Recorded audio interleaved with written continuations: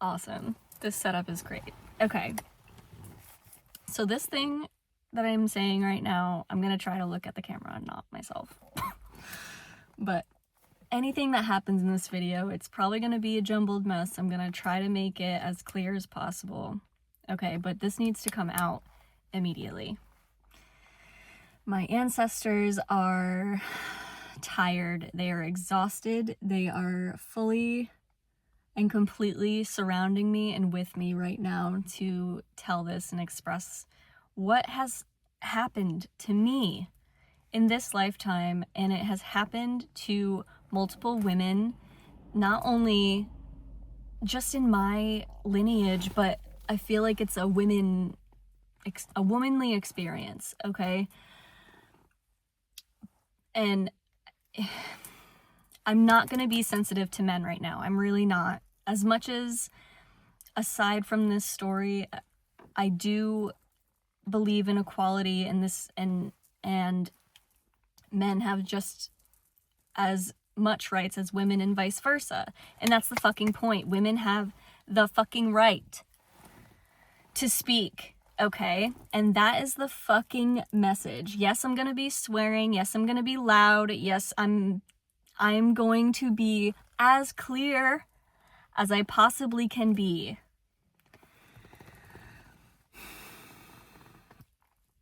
Do you hear me? Okay. So, I am trying to just gonna make this flow. Okay, so what has happened to me? I'm gonna tell you my experience with what has happened to me with men in this lifetime for me. I have been abused, not only physically, but emotionally. I have been taken advantage of so many fucking times in my youth. In my youth, my adolescence, my teenage years, into my adult life. Throughout my 20s, up until this fucking point, okay? I'm 33 years old. I have endured the bullshit that men, the masculine, has tried and honestly accomplished in those moments to put upon me, to silence me, to be obedient, to listen and bend over for whatever it is that they fucking want. They've emotionally manipulated me to the point where I just surrender, because God forbid me to, that's not the right word, because God is,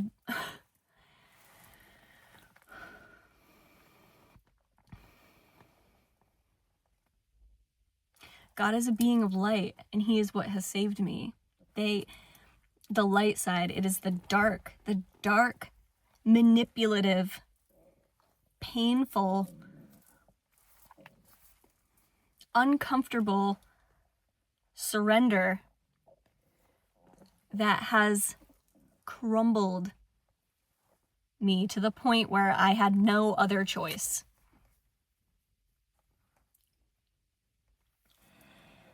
I'm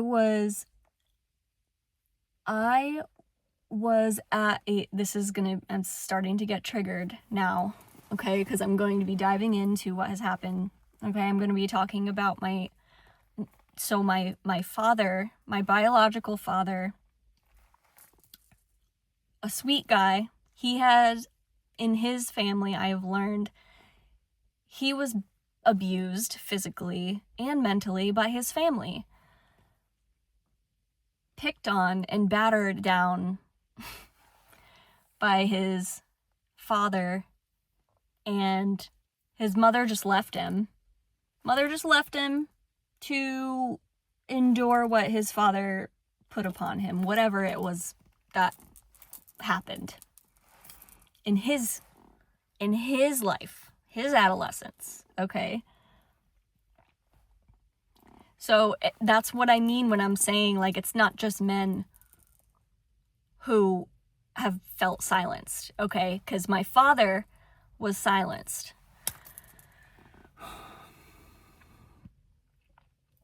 So it's almost like I'm speaking for people, regardless of their fucking gender. The feeling of being silenced by another fucking person or energy is so fucking wrong. And those types of energies, those people who feel that it is okay for them to manipulate the energy, the emotion of another fucking energy, person, being, to inflict pain on another person.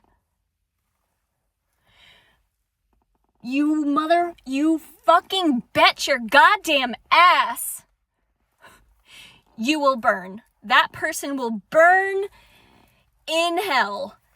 Burn. They will burn. They will no longer be able to thrive, flourish, and exist in prosperity.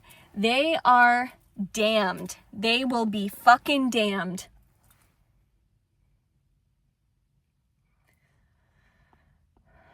As far as I'm concerned. Whew! I didn't even get to the story yet. Okay, so that's just wow. Okay.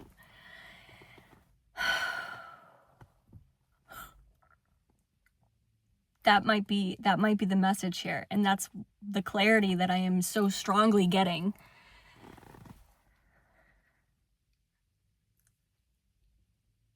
It does not matter. It does not fucking matter if you're a woman or if you are a man.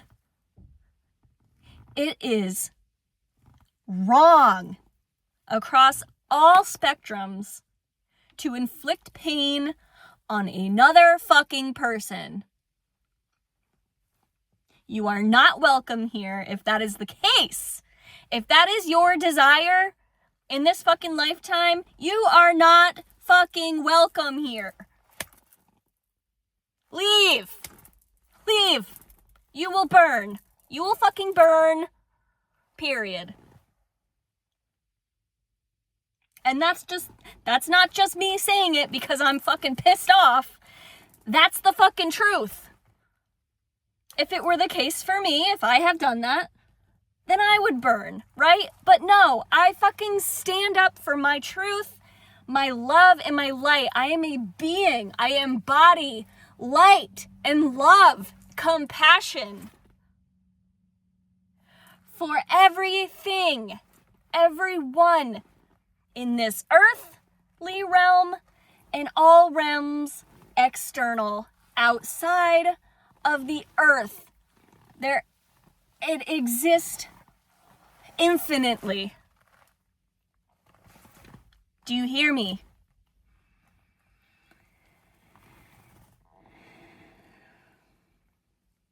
I wouldn't be surprised if there have been people that have clicked off this video because, I'm done.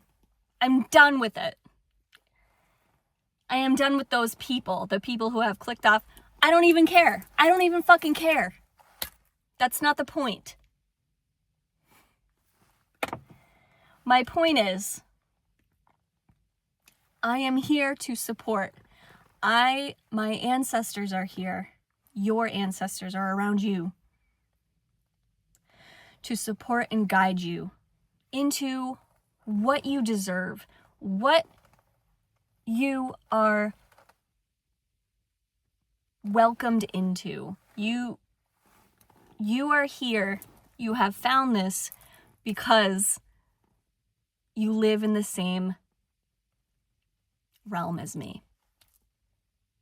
Whatever that is, of love. Love, light, support, and fucking rage. okay? Because our story, I'm going to go back to my story in a moment, but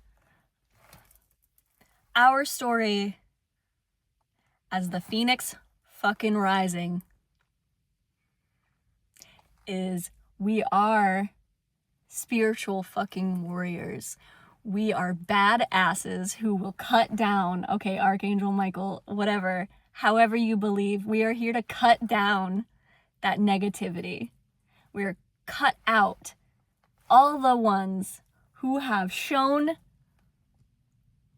their disgusting, unwelcomed energy. They're not welcome.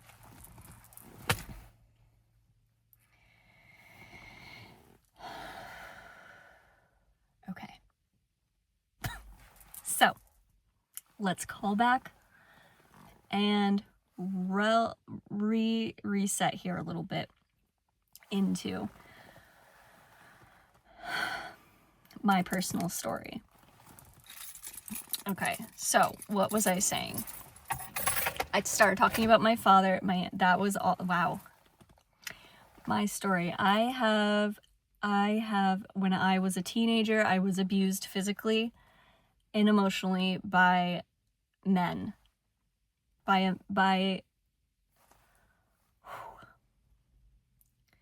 So my father, my biological father, my mother left him in this life. Mother left him, and she took me and my sister, this is in the physical world, 3D. She took me and my sister out of that situation because she was scared. Because my father got angry. He got angry and showed a side of him that she didn't like. So she took me and my sister out of that situation, and we lived with my grandparents. And along the way, so now we're getting into my mother's story. Along the way, she met her boyfriends, guys who filled a void, was there. Maybe she loved them, maybe she didn't. I don't know. She doesn't talk about it. I don't know her story. She claims to be happy. That's what she says. I don't know her full story. Maybe she's fine. I don't care. I wish I knew. My experience of that, though, I remember just being with my sister until we met my stepfather, who remained in our lives up until this day. My stepfather, we met when I was in 7th grade. I was, 12, 11, 12, I think. No, we met, I think I was in 7th grade. I think I might have been around 10. He says it's 7, maybe. He claims to, it's hazy. It's hazy. Okay. But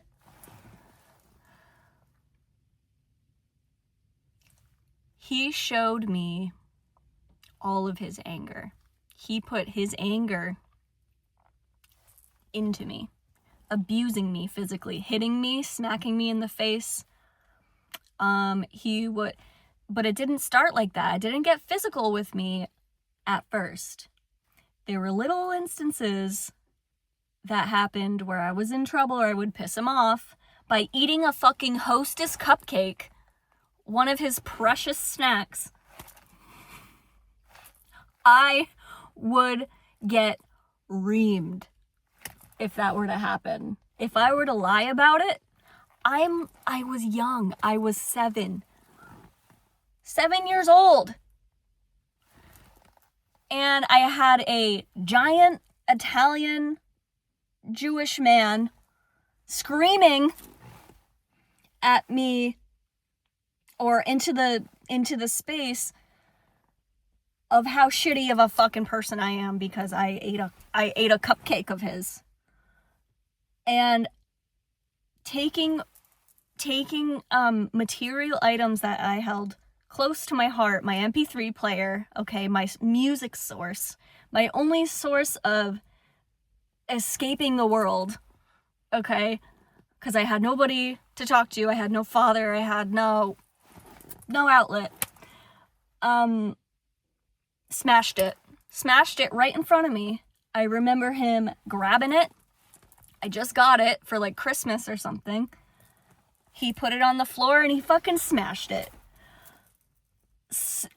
And every single time, this is gonna be a long video, every single time I would get into trouble, I would upset him. I would upset his energetic field. Okay, I would hear it. All of the anger inflicted in his life that he has developed was just poured down all over me and into my soul, instilling so much fear into an already damaged child from not having my father, not knowing why my mother left him, not knowing why at all as a child, why my father was not in my life.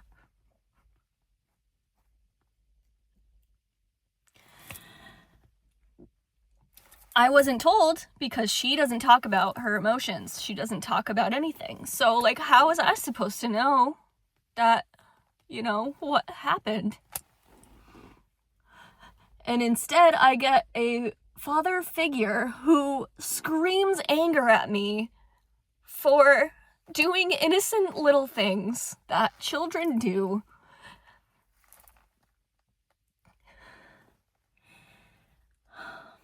Instilling so much fear into me.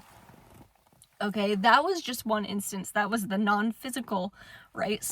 Showing that screaming and yelling and, smashing my material items that I hold value in. Then, as we progressed into the relationship, into the family dynamic, we moved into a house, and I was older. I started to get older. I started to become a teenager, exploring my individuality, and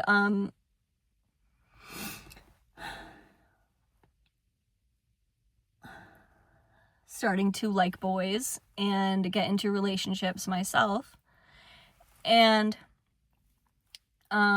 smoking cigarettes, smoking pot, doing things that this is such a long fucking expansive story. I'm trying to center into like this major message of feeling silenced, okay? There's so many different things that correlate to it, but I'm trying to stick to this whole man-woman power dynamic that's the root of the problem.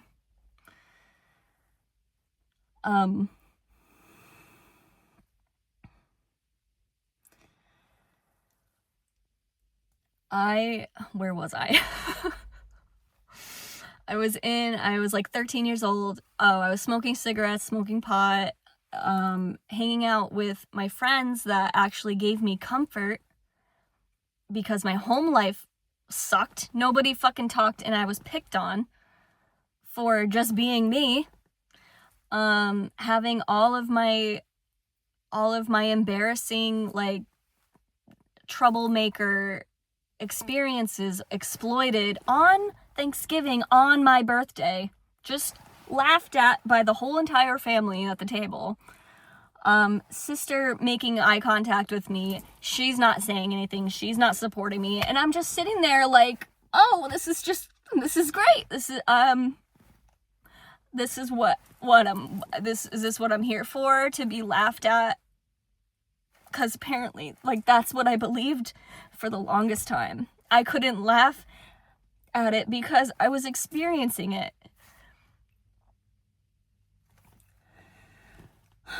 So, let's see, what else? smoking cigarettes, smoking pot. Oh, so my friends, right, that I felt comfort and support with and just was having fun, right? I couldn't hang out with them. My parents hated them. They restricted me from hanging out with them. And you're not gonna tie me down like that. So I chose to do it anyways. And there was one specific night, this is the major night, that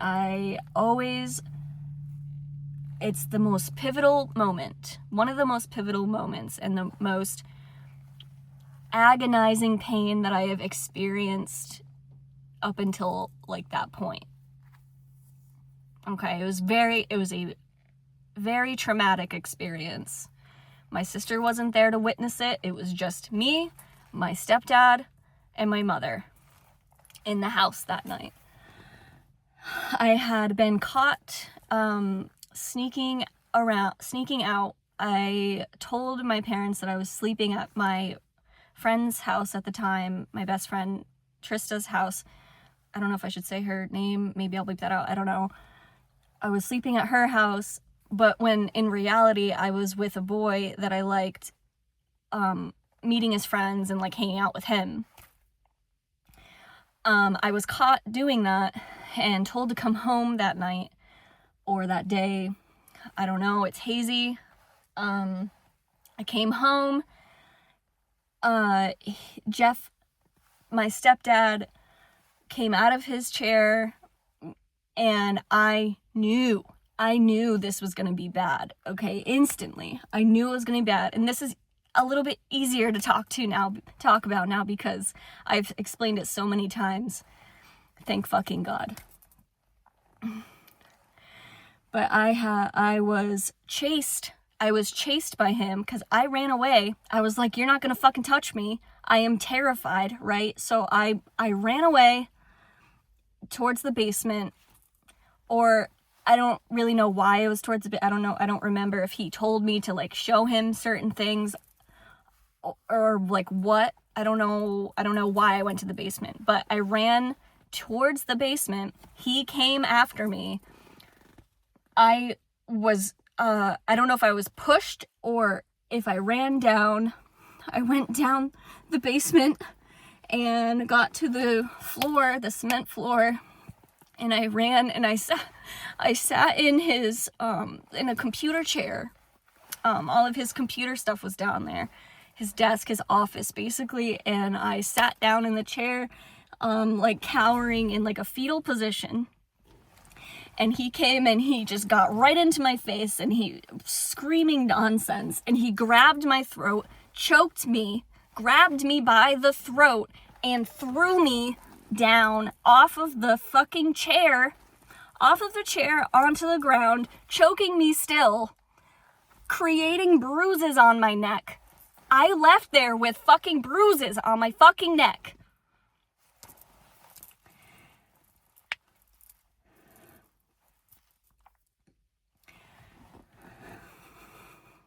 Luckily, he didn't get to the point where I couldn't breathe. Luckily, my mother was at the top of the stairs. I don't know. And she said, that's enough. She said, that's enough. I think she gets it. Something like that. And he let go.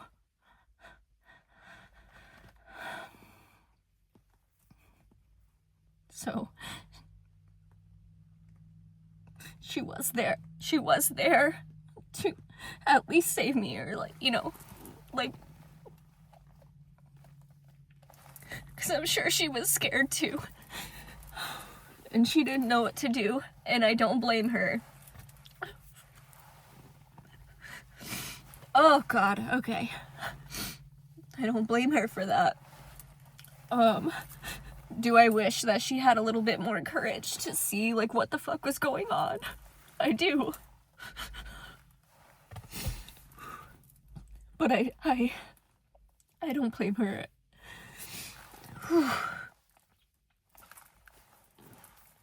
And I hope she's happy, because she's still with him. I really hope that she...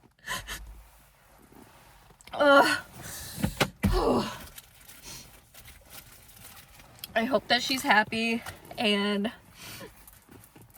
he treats her well. Despite how he treated me and oh,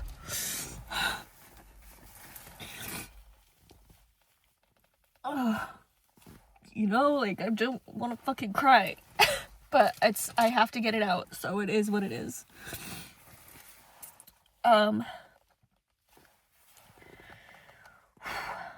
I hope she's happy with him, and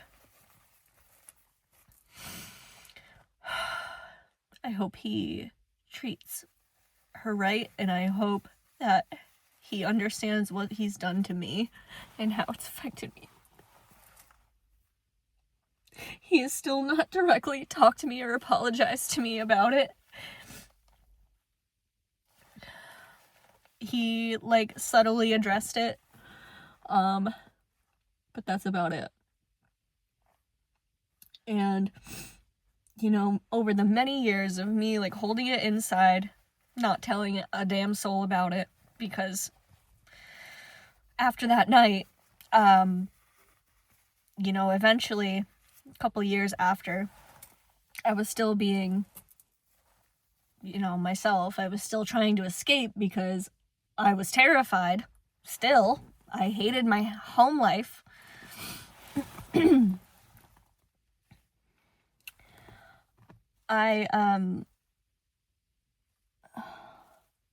was I going with that?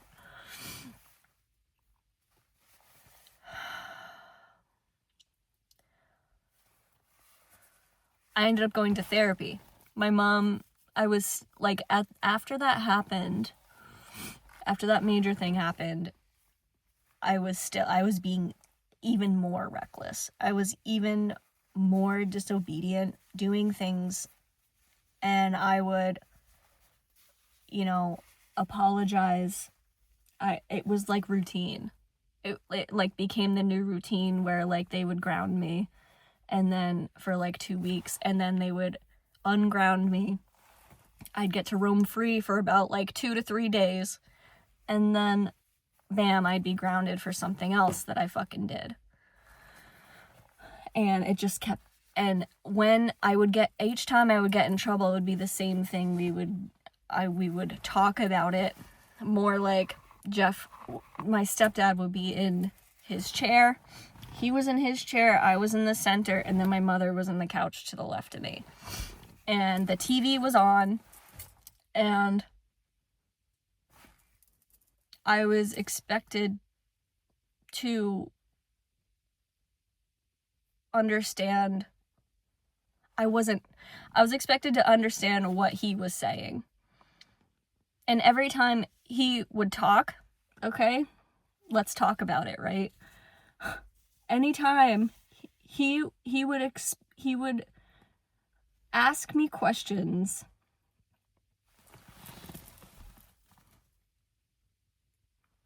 Wow. I might have to dive deeper into these, like, talks, quote unquote talks that we've had, because it was more so of him just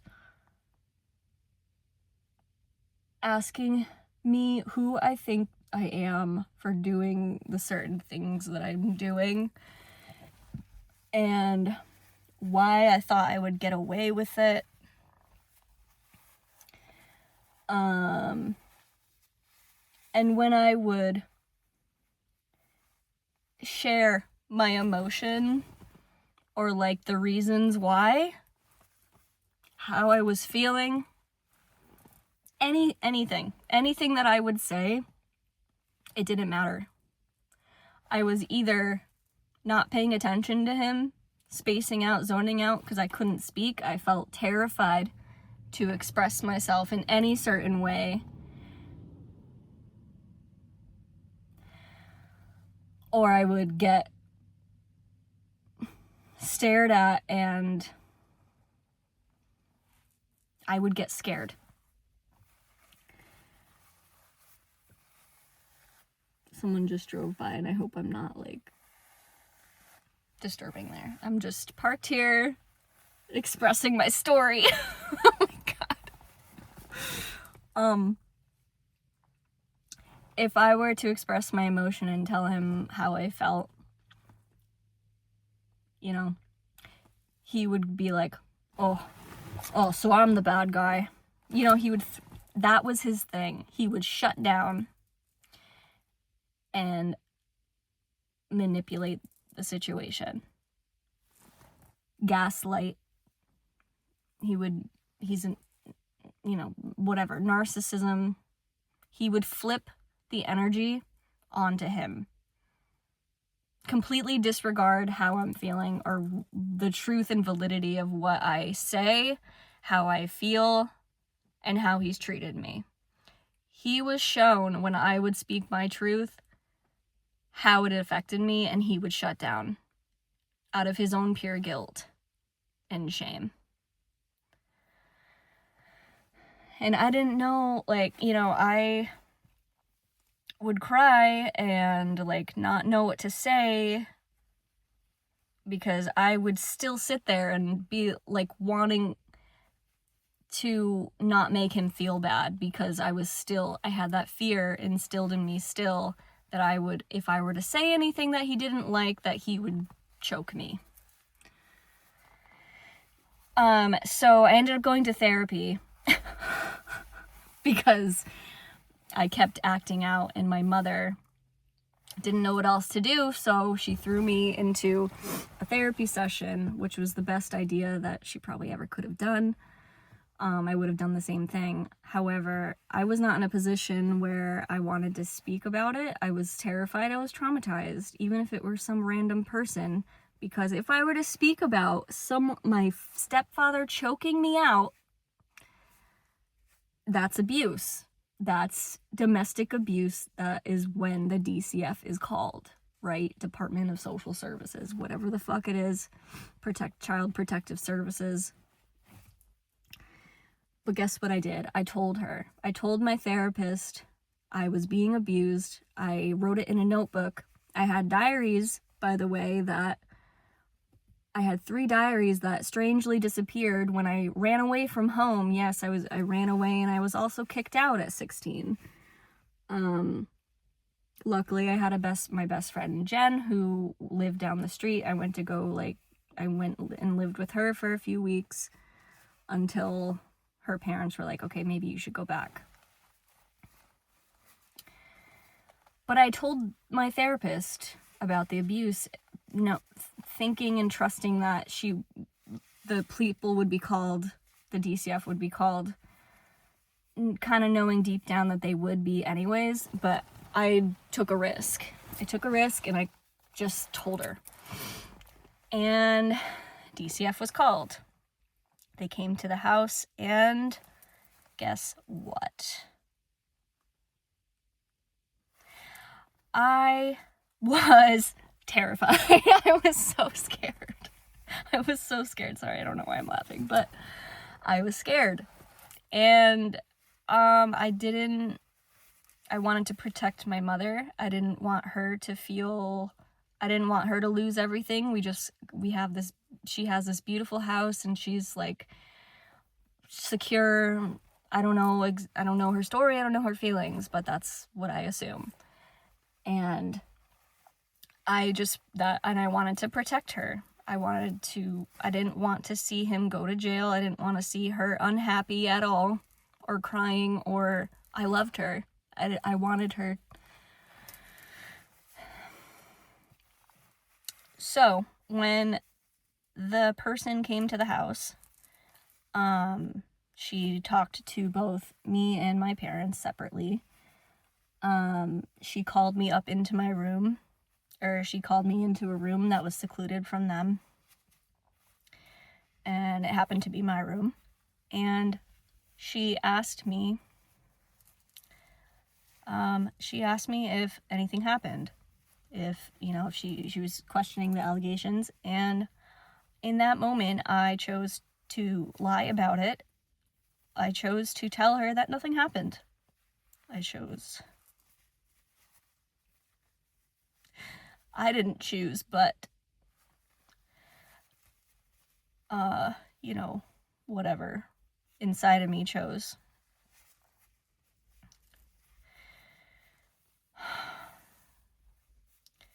So I ended up saying that it was just bruised. There was nothing, nothing happened. I don't remember what I said, but I didn't validate. Meanwhile, when she asked and interrogated my parents about it, my stepfather told her that they were hickeys on my neck. Who knows what that, she's been around teenage boys it could be hickeys, or he blamed them for being hickeys on my neck. Mind you, the guy that I was with, he didn't do that. So we did other things, but we didn't mark my neck. I did with Jordan, my relationship of 4 years that I met my junior year and fell in love with. But not him. Not at that time. Not my freshman year. No.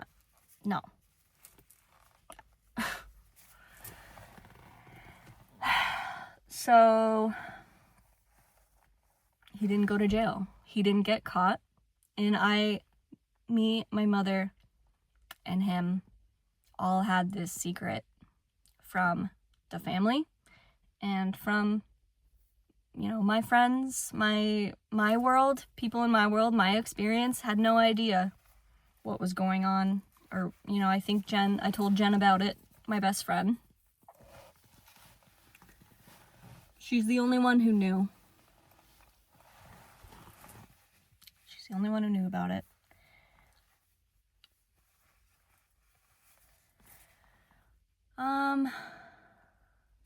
Damn. So I was silenced. After that, it only got worse.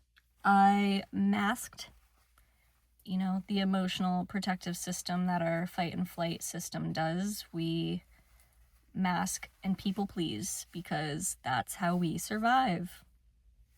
That's how a person survives. That is how the nervous system is built to protect.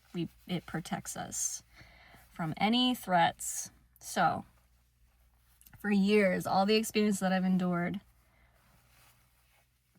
I did exactly what my mother did. Because every time I got in trouble as a kid, she would come into my room and tell me all of her stories, all of her conditioning of how she had these people, these guys in her life that she just had with her, and she did not want to see me end up like her, is one of the major things that I took from each chat that we had. Don't end up like she goes, I see where you're going, I see the path you're going, and I don't want you to end up like me. And I'm grateful. I'm grateful for that. I see the bigger picture in that. But in the moment, I just took on all of her trauma. And so what my little damaged brain, nervous system, and emotional intelligence told me to do was be like my mom, because I was in a state where anything that she would tell me, I would do the opposite because of my rebelliousness, I guess. I don't know. I didn't trust her. I didn't trust anything she said, so I would do the opposite. So I should have listened and not ended up like her, but I continued down the same path. I would hang out with boys. I would get involved with people that I was in survival mode. So I did whatever it was and talked with and existed with people that just I would do anything for people to like me. And all of this trauma, all of this emotion, all of the pain, all of the hurt, all of the keeping this extreme traumatic experience down, held secret. I felt silenced for years, from the age of 7, we'll say 7, to about, when did I start talking about this? I don't know, 25, maybe 26, when I started my spiritual awakening, when I started recognizing and realizing that I have the voice, that I'm an adult. That year I went back and lived in that house after leaving it when I was 18, and like going from 18, between the ages of 18 and 25, I was doing what I could to survive, but not in that fucking house. I was not gonna be, no, I left right when I could get out of there. I did not care. I did not want to be in that house anymore. I did not want to be around my parents anymore. The people that were abusing me, I didn't trust. I did not want to be in that house anymore, so I left. And I went with my boyfriend at the time, Jordan, who is the father of my child now. We were together for 4 years, and I left, and so on and so forth. I jumped from relationship to relationship because I didn't know how to love myself for between that time period, 18 and 25. My last, I don't want to say mistake, but my last lesson, the last man that I let into my life, that I was just people pleasing with, right?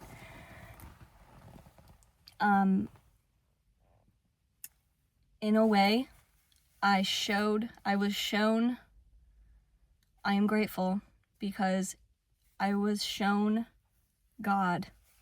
I was shown the true essence of what light is. He felt like a father, and because he was, at the time, he was 20 years older than me. And it feels a little disgusting that was what was happening, and I was in a relationship with that and having sex with that, in that dynamic. But an age doesn't, if that's your thing, that's your thing, but honestly, in my world, it's not a thing. And I think it's wrong in a way, but everyone has their right. For me, it was gross. It felt like I had daddy issues. I felt like I was exactly that. Like, I did not feel, it was not love. It was more of a take care of me type of vibe. And he did just that. We went to New Hampshire, the White Mountains. We hiked. I've never been. And I saw and felt freedom for the first time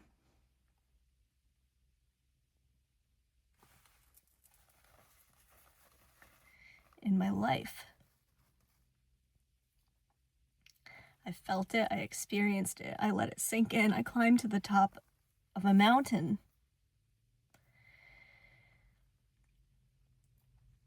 And it changed. I feel changed. I felt changed. It just woke me the fuck up. It woke me up to the wow, this is what it's supposed to feel like. I belong up here. I belong up in the clouds, up in heaven. I belong in the sky, in the space, in the fresh air, the open wind, the open fields. I was released. for the first time. And I will forever be grateful for that. Thus began my spiritual journey. I felt like I touched God. That space, that freedom. God is freedom to me. And I feel like, and it's different for everybody. You know, it's in the things that we can't see. It's the belief that it will get better, that there is a God, there is a light, there is the opportunity to experience life.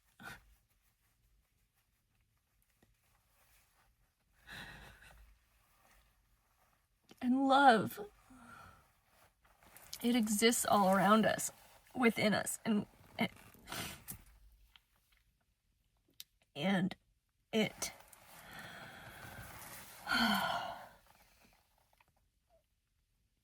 is always worth living for.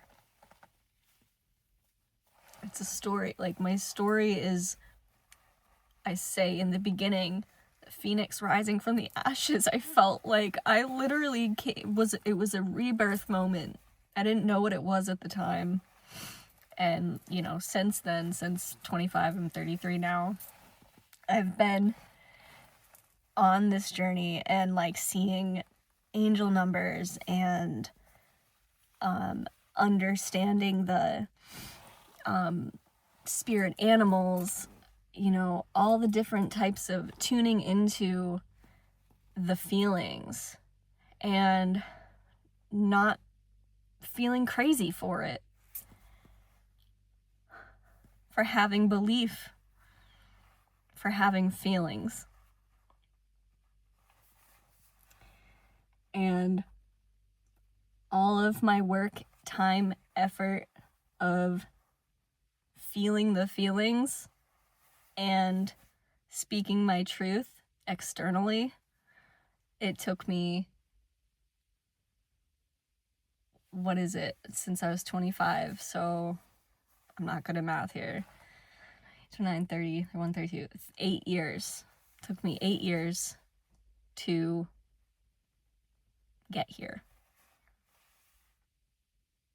To be able to understand in an instant what it means when I see a raven fly by, or when I see a tree in the distance that's glowing, to see colors on people, and to feel what they're feeling, and to not feel so goddamn crazy about it. It's truth to me.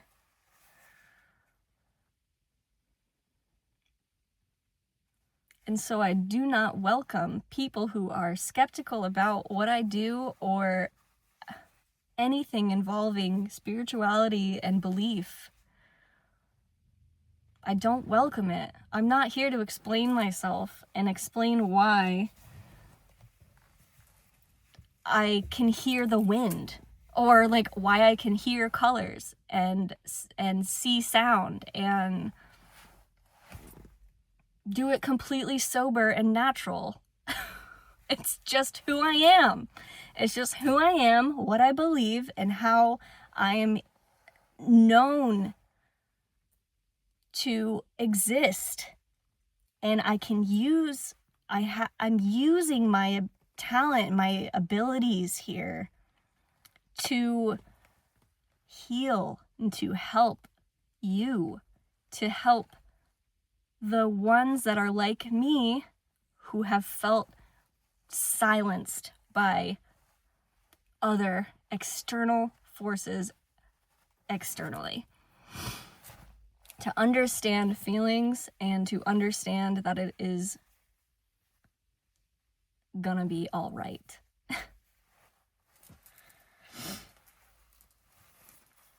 Okay, so that's, I hope I got everything out. I know it was intense. It was intense for me.